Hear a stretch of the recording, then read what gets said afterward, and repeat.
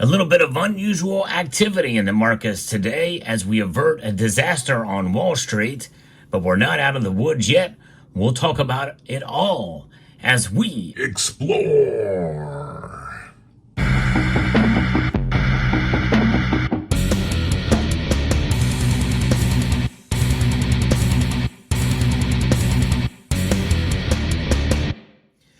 The day after, well, there's a little bit of a recovery in the markets right now, but gold and silver are not feeling that at all.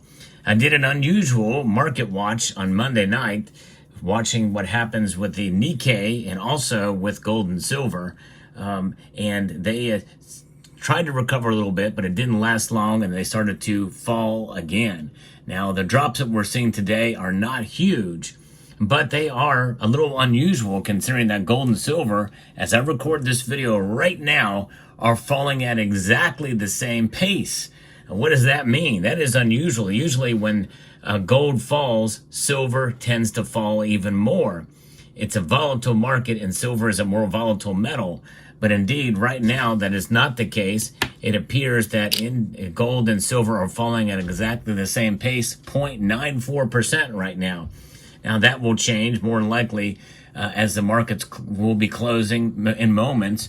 Those numbers may change a little bit, but it's about the same pace right now. Gold down $22.60. That's a 0.94% decrease to $2,388.80. Below $2,400 yet again. Silver is down 0.94%, down a quarter of a dollar. That's down 25 cents to $27.08.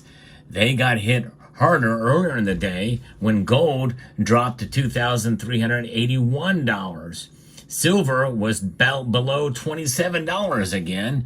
It was down earlier in the day to $26.60. The platinum group metals, all of them, including rhodium, are up, with palladium taking stronger gains today, up over 2%. So what's behind this? Well, I think it's the markets selling off and gold sinking lower after a sharp sell-off. And the stabilization of the equity markets, according to Bloomberg, is kind of what is at take here.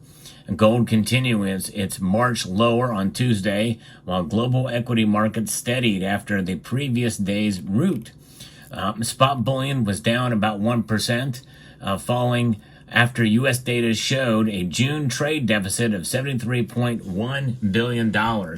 Yeah, so some economic data came out today, kind of led in part and parcel to some of this, slightly larger than the median estimate of 44 economists.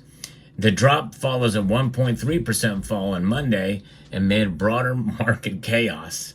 A rebounding U.S. dollar and a pullback in expectations of rate cuts by the U.S. Federal Reserve. I'm laughing. Yes, I'm laughing right now because my kitty is trying to get in here. This soft-teak and cuddly kitty is creating havoc lately, but not of the cute variety either. So I have to keep the kitty out of here. News you wanted to know, I'll give you the latest breaking news, including the actions of the kitty in the gold and silver markets. Now, a rebounding U.S. dollar and a pullback in expectations of rate cuts by the U.S. Federal Reserve are also weighing on gold. Meanwhile, exchange-traded funds added 125,101 troy ounces of gold to their holdings in the last trading session. So there you go. And there's reason for that, too. I might do a separate video about that because there's other news in that regard that I think you're going to find quite interesting indeed.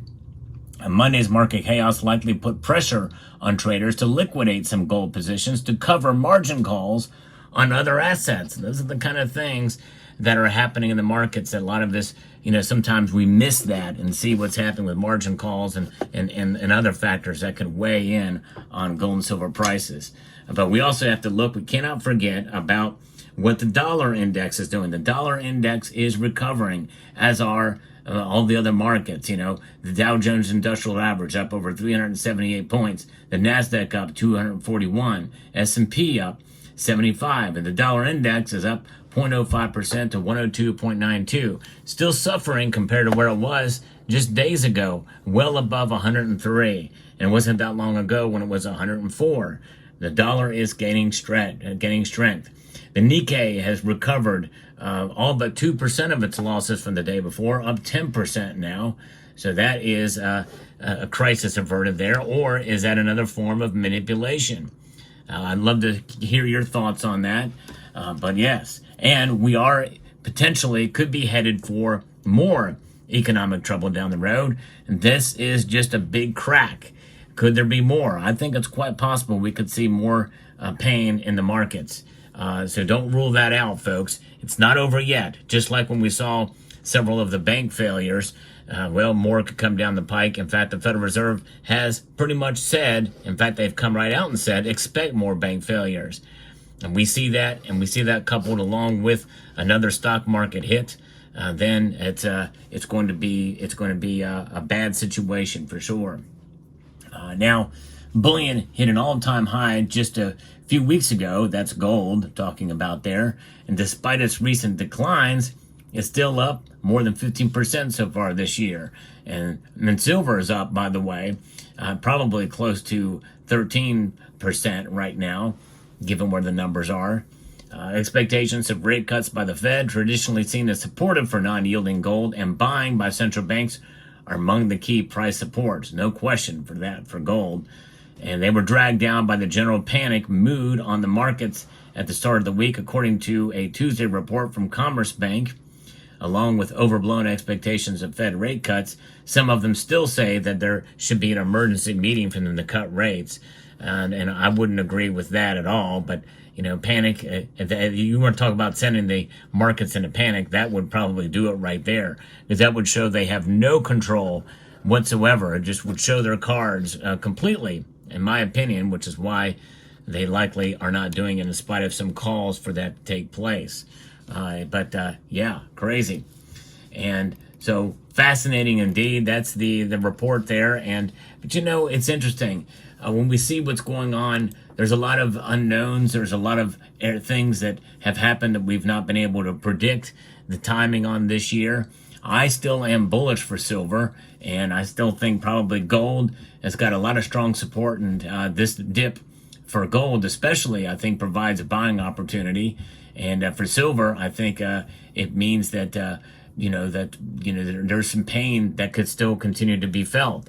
There's reports that I've read in my research today that could lend credence to the idea of a literal explosion in silver's price, and another report that would say that silver is going to continue to fall, and wouldn't surprise it could go anywhere from $20 to $40. And I've heard calls for both by the end of this year. And I'm still holding on to $35 silver by the end of the year. It surpassed my first break point, or my first call of $28 a while ago. It's now fallen back below that today. And again, as I mentioned earlier, it fell below 27. It was $26.60 just hours ago. So it'll be very fascinating and interesting to see where the metals go. But as I always say, it's more than just about price. Price is important, especially when you're buying and selling.